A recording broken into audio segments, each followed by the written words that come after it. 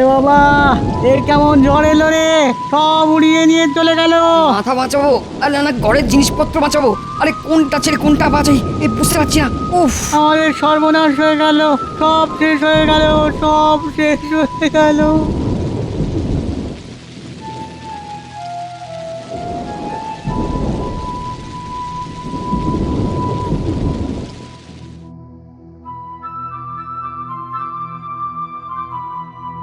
ব্যাপার কি মহারাজ, আপনি এরকম মুখ ভার করে বসে আছেন কেন?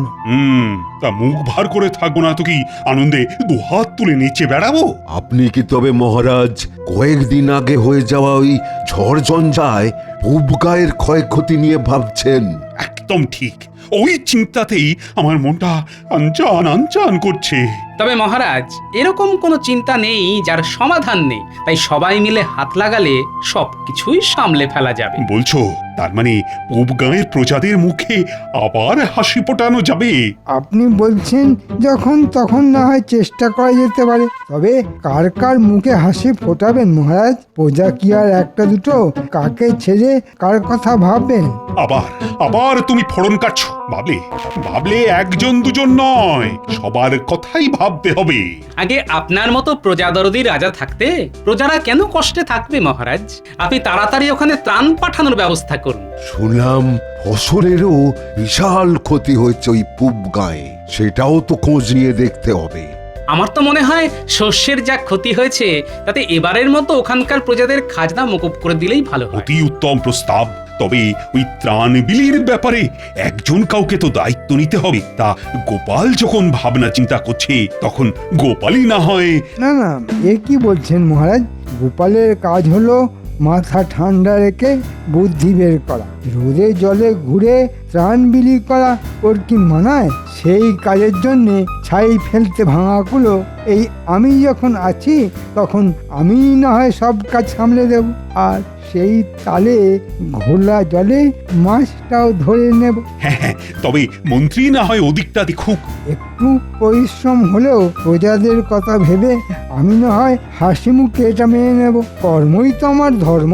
বাবা, মন্ত্রীমশাই যেমন নিজে আগ বাড়িয়ে সব দায়িত্ব নিজের কাঁধে নিলেন, তাতে তো মনে হচ্ছে ওর অন্য কোনো উদ্দেশ্য আছে। তবে তুমি চিন্তা করো না গোপাল, আমি যাই করি না কেন তোমার নাম নিয়েই করব। প্রজাদের মুখে মুখে তোমার নামই ঘুরবে। নাম তোমার হোক, আমার তো শুধু কাম নিয়ে কথা। না না না না, অতিভক্তি চোরের লক্ষণ। লক্ষণ তো আমার ভালো ঠেকছে না। তবে এখনই কিছু না বলে বরং দেখি মন্ত্রীমশাই কি জিলিপি ভাজেন, পরে না হয় চেখে দেখবো সেটা মুচমুচে হলো না নেতা নে।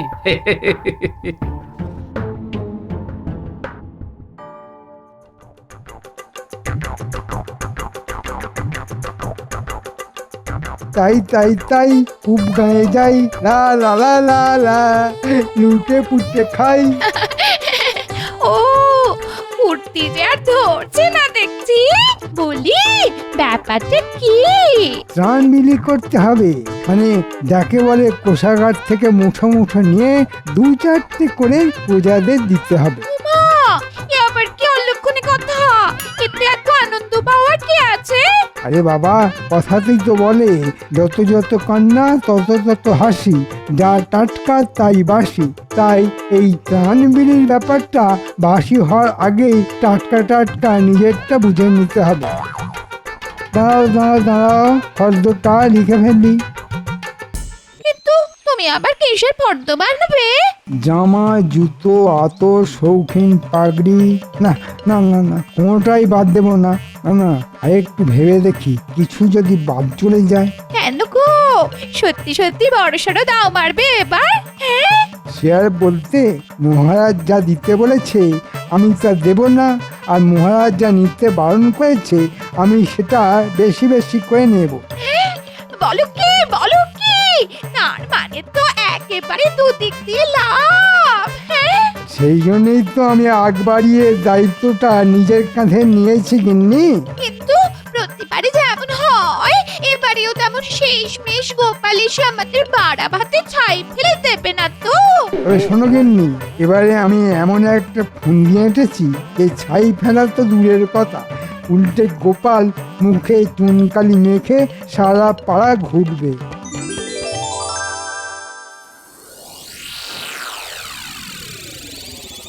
ওরে ঘটা, দেখ দেখ মন্ত্রীমশাই কেমন মাথার ঘাম পায়ে ফেলে সারা গ্রাম চক্কর কাটছে। কেষ্ট পেতে গেলে ওরকম একটু আধটু কষ্ট করতে হয়, এটা আর দেখার কি আছে? তার মানে তুই বলছিস এই তালে মন্ত্রীমশাই ভালো মতোই ট্যাগ ভারী করবেন? হ্যাঁ, শুধু বলছি না, মনে মনে তাই চাইছি। এই যে অনেক জোর, তখন থেকে শুধু খাই খাই করছিস, কিন্তু কি করলে সাপও মরবে অথচ লাঠিও ভাঙবে না সেটা ভেবে বের করতে পারলি? আমাদের যদি অত বুদ্ধি থাকতো তবে কি আর আপনার পেছন পেছন ঘুরতাম? হ্যাঁ? অনেকক্ষণ ধরে তোদের বক বক শুনছি, এবার কাজ করে দেখা। তোরা গ্রামবাসীদের আমার আসার খবর দে গিয়ে, তারপরেই আমি যা ঘোষণা করার করব।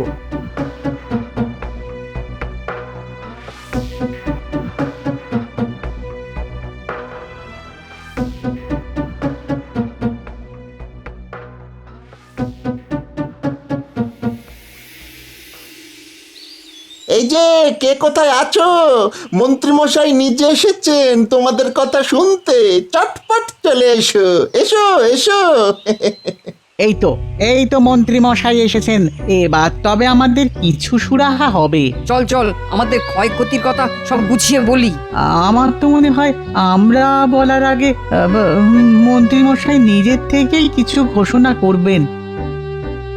এই তো আস্তে আস্তে সবাই এসে পড়ছে।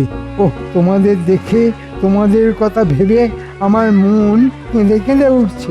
ইচ্ছে করছে হাত উপর করে তোমাদের সাহায্য করি, কিন্তু সবই কি আর আমার ইচ্ছে অনিচ্ছের ওপর নির্ভর করে? এই রে, মন্ত্রী মশাই মনে হচ্ছে উল্টো সুর ধরেছেন। হ্যাঁ হ্যাঁ, আমারও তো তাই মনে হচ্ছে। তবে শোনো, কে কোথায় কিভাবে কলকাঠি নাচছে।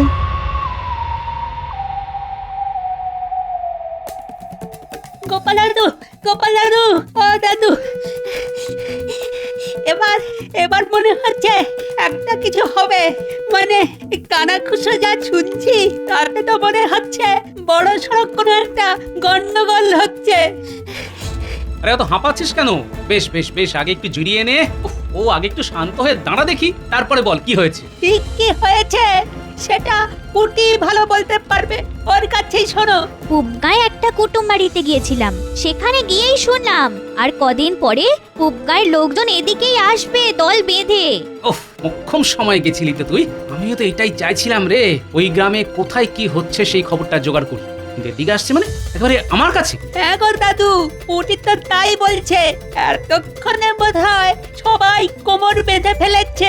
ওরা বারবার তোমার নাম করে কি সব বলছিল, তুমি নাকি মহারাজের মাথাটা ঘুরিয়েছো। তবে ওরা একটা হেস্তনেস্ত করেই ছাড়বে। ওগো, এরা আবার এসব কি বলছে গো? হ্যাঁ গো বলি, এ কি সর্বনাশ! বললি কারা সব আসছে? আর কিসের কি হেস্তনেস্ত করবে ওরা? ওগো, তুমি আবার মহারাজের মাথা কবে ঘোরালে? এখন আমাদের কি হবে গো? হ্যাঁ? আরে বাবা, এতগুলো প্রশ্ন যদি তুমি একসঙ্গে করো তাহলে আমি কি করে উত্তর দেবো বলো তো? রান্নাবাটি ছেড়ে তুমি যদি কান্নাকাটি নিয়ে পড়ো তবে তো আমার কারবারে আরো কেরোসিন হয়ে যাবে। বলি তোমার কি মনে হচ্ছে আমি শখ করে কাঁদছি? বলি এদিক ওদিক থেকে এসে লোকরা মুখ ঝামটা দেবে আর আমি হাসি হাসি মুখ করে বসে থাকবো? এই দেখো, তুমি বসবে না লাফাবে সেটা পরে ভাবছি। এই শোন, তোরা আরেকটু খুলে বল দেখি ব্যাপারটা কি। ব্যাপার কিছু বুঝতে পারিনি, কিন্তু পুবগাঁয়ের বেশ কয়েকজন একসঙ্গে জড়ো হয়ে বলা বলি করছিল এখনই তোমায় এসে সব বলবে। মন্ত্রীমশাই ত্রাণের অর্থ দিতে পারছেন না, আর এর পেছনে তুমি নাকি পালের গোদা। নেহা, তুমি আছো বলে নাকি ওরা প্রথমে সব মেনে নিয়েছিল, তবে এবার আর ধৈর্য রাখতে পারছে না। তবে এটা আমি শুনেছি, ওরা বলছিল এমন অসময় মহারাজ কোথায় পাশে এসে দাঁড়াবেন তা নয়, উল্টে তোমার কথা শুনে যা নয় তাই করলো। মন্ত্রীমশাইও নাকি বলেছে তোমাকেই জবাবদিহি করতে হবে। ওরা তাই আগে তোমায় ধরবে, তারপরে সবাই মিলে মহারাজের কাছে যাবে। এই হ্যাঁ রে, ওরা কি খুব রেগেছিল? মানে মাথাটা বেশ গরম ছিল। দাঁড়াও, কি বললি তোরা? অসময়ে পাশে দাঁড়ানো? মন্ত্রী মশাই বলেছে ত্রাণের অর্থ দিতে পারছে না, আর আমি নাকি পালের গোদা। তার মানে মন্ত্রী মশাই ঘোলা জলে মাছ ধরেছে আর আমার নাম করে পিঠ বাঁচানোর মতলব করেছে। ওই দেখ দেখ, নিজের মনেই কেমন যোগ বিয়োগ গুণ ভাগ করছে। দেখ দেখি। ও হ্যাঁ, মনে পড়েছে, অর্থ দ্বিগুণ করে দেওয়া নামে নাকি অর্ধ তোলা হয়েছে গ্রামে। ব্যাপারটা যদি সেই রকমই হয় তাহলে হ্যাঁ হ্যাঁ, এবার যেন কিছুটা পরিষ্কার হচ্ছে। এই এই নিজের মনে কি সব ছাইপাশ চিন্তা করে ভিড় করছো বলো দেখি? এবার আর আমি বলবো না গিন্নি, এবার যা বলার মন্ত্রী মশাই নিজের মুখে বলবে। নিজেকে নির্দোষ প্রমাণ করার জন্য দোষীকে দোষ স্বীকার করতেই হবে। তবে তার আগে মহারাজের কাছে একটা খবর পাঠাতে হবে।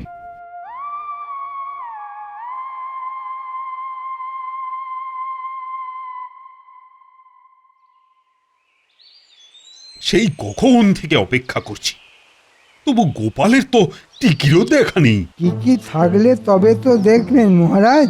না মানে বলছিলাম যে ওর তো পুরোটাই টাক, তাই টিকি আর পাবেন কোথায়? অথচ আমাকে দেখুন, আপনি ডেকে পাঠিয়েছেন বলে আমি সব কাজ ছেড়ে ছুড়ে আপনার কাছে ছুটে এলাম। সে যাই হোক, কিন্তু সেই মানিক গেল কোথায়? যেমন যা খবর পাঠিয়েছে তাতে তো এতক্ষণে তার এসে পড়ার কথা।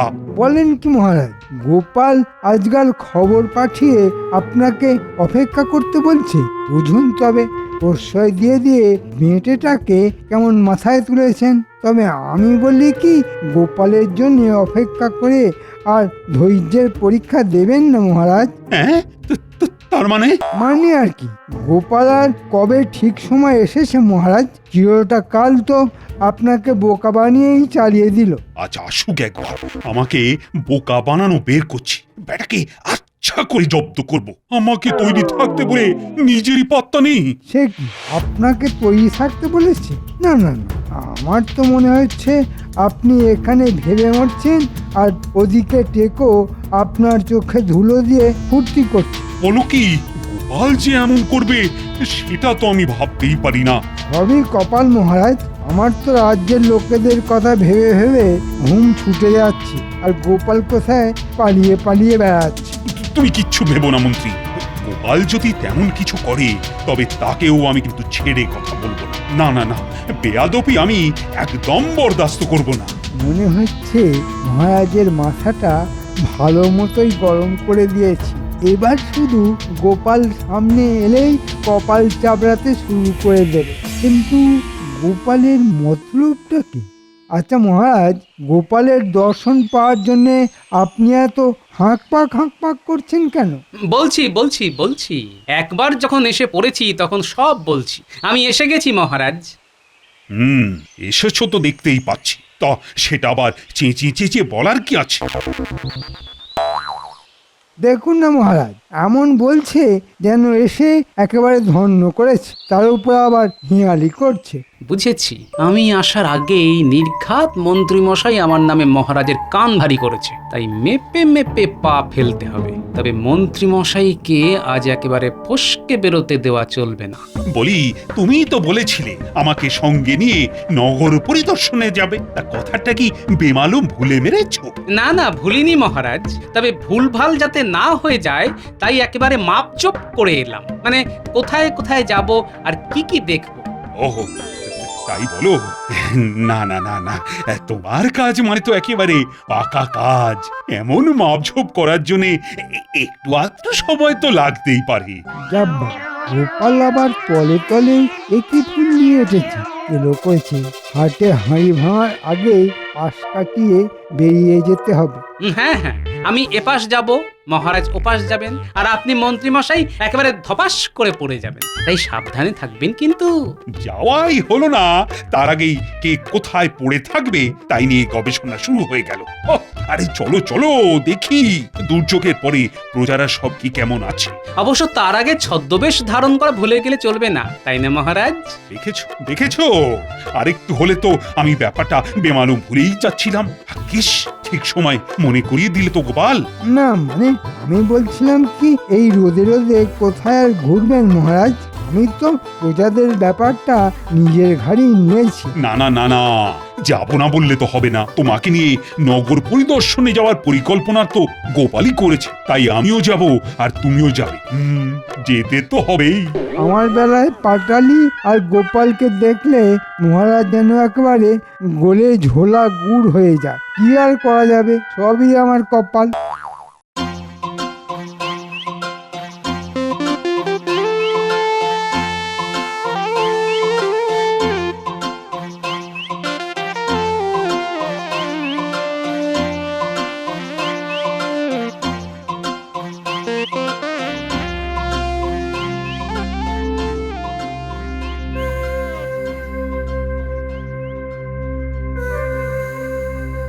কেমন কি দেখছেন মহারাজ?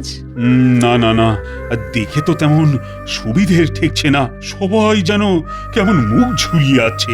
তাই তো, কেমন ফ্যাল ফ্যাল করে তাকাচ্ছে। এই যে এটা একটা পূব গাঁ, গোপাল তো বেছে বেছে এমন জায়গায় আনলো মহারাজকে যেখানে সবাইকে গোপালের নাম করে আমি টুপি পরিয়েছি। এদের দুর্গতির কথা জানলে যে মহারাজ আমাকে আত্মহরা করে দেবেন। না, ভাবগতিক তো আমার ভালো ঠেকছে না। কি ব্যাপার মন্ত্রী, এদের কাছে কি আমার ভর্তুকির অর্থ এসে পৌঁছয়নি? কেন পৌঁছাবে না মহারাজ? ভালো করে দেখুন, ওরা ফ্যাল ফ্যাল করে তাকাচ্ছে না ফিক ফিক করে হাসছে। আমি তো চোখে কানে শুধু হাসি দেখছি আর হাসি শুনছি। তাই নাকি? এই রে, মন্ত্রী তো আবার আমার সব গুলিয়ে দিল। এই তুমিও কি তাই শুনছো নাকি গোপাল? দাঁড়াও বাছাধন, তোমায় আমি শোনাচ্ছি। এই যে ভাই শোনো,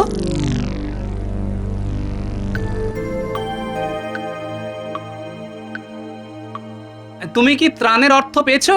ত্রাণের অর্থ? সে আবার কি? ওটা খায় না গায়ে মাখে। ধুর, তোমরা যে কি বলো না। এ দেশে নতুন এসেছো বুঝি? মন্ত্রীমশাই আমাদের এসে বলে গেছেন গোপালের কথা শুনে মহারাজ ত্রাণের অর্থ দিতে বারণ করে দিয়েছেন।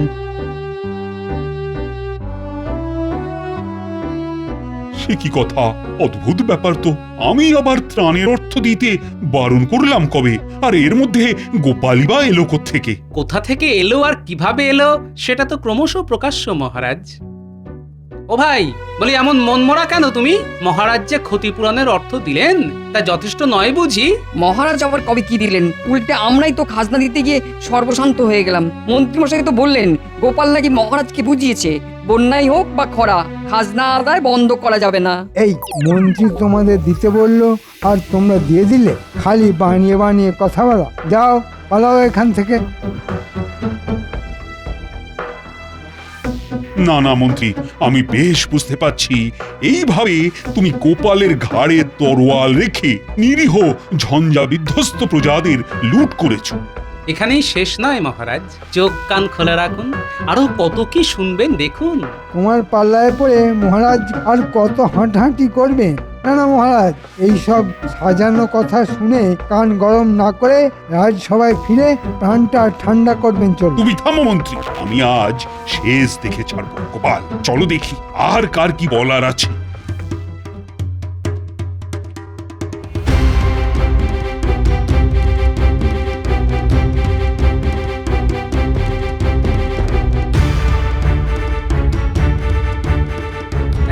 এই তো ভাই, তুমি এমন ফ্যাল ফ্যাল করে তাকিয়ে আছো কেন? মনে সুখ নেই নাকি? না না না না না না, সুখ আসবে বলে মুখ হাঁ করে বসে আছি। দুজন লোক এসে কষ্ট করে জমানো ওই 5টা করে মোহর নিয়ে চলে গেল, আর বলে গেল গোপাল নাকি এমন বুদ্ধি খাটিয়েছে যে 1 সপ্তাহ পরেই দ্বিগুণ মোহর ফেরত দিয়ে যাবে। কিন্তু সেই লোক সেই যে গেল, গেল তো গেল, আর এলো না কি, তাই তো? একদম ঠিক। আর শুধু আমি নয়, আমার মতো ওই 20 জন এইরকম হাঁ করে বসে আছে। দুটো চোখের পাতাও এক করতে পারছি না, পাছের তারা এসে আবার যদি ফিরে যায়। যত সব গাঁদা খুরি গল্প। বটা ঘটা তো 10 জনের কাছ থেকে মোহর নিয়ে আমাকে দিল, আর এরা সেটা বাড়িয়ে 20 বানিয়ে দিল। বটে, তার মানে শুধু গোপালের নাম ভাড়ানোই নয়, সঙ্গে বটা ঘটাকেও লাগানো হয়েছে এই জালিয়াতির কাজে। এই রে, উত্তেজিত হয়ে মুখ ফসকে কি না কি বলে ফেলেছি। কি না কি নয় মন্ত্রী মশাই, আর কতক্ষণ চেপে চুপে রাখবেন? যেমন ঘি ছড়িয়েছেন তেমনই গন্ধ ছড়াচ্ছে। এখন মহারাজ শুঁকে দেখুন কেমন কি বুঝছেন। আমার আর বুঝতে কিচ্ছু বাকি নেই। গোপালের নামে মেরে হাঁস মন্ত্রী খেয়েছে পুরো মাস। আজকের মধ্যে মন্ত্রী ত্রাণের সব অর্থ বিলি করবে। আজ না যা আমি মুকুব করে দিয়েছি তা ফেরত দেবে। আর আবার কি মহারাজ?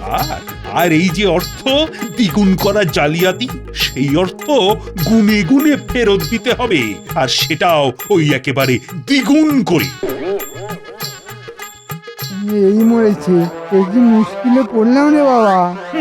মুশকিলের আর কি হয়েছে? এরপর গোপালের নামে এই সব জালিয়াতি করার জন্য তোমার আগামী 6 মাসের বেতন কেটে সেই অর্থ গোপালকে দেওয়া হবে। এবারের মতো ছেড়ে দিন মহারাজ, আমাকে আমাকে এইভাবে ধনের প্রাণে মারবেন না মহারাজ, আমাকে ছেড়ে দিন মহারাজ। আমি আজই ভেড়া পিটিয়ে জানিয়ে দিচ্ছি, এই সব তোমার কুকীর্তি। এর মধ্যে গোপালের কোনো দোষ নেই। আগেই তো বলেছিলাম মন্ত্রী মশাই, এপাশ নয় ওপাশ নয়, একেবারে ধপাস হয়ে যাবেন। আপনার জালিয়াতি হাতে হাতে ধরা যখন পড়েই গেছে, তখন হাতে গরম শাস্তিটাও যে পেতেই হবে। ঘোলা জলে মাছ ধরবেন অথচ পাক লাগবে না, তাই কখনো হয়? হ্যাঁ।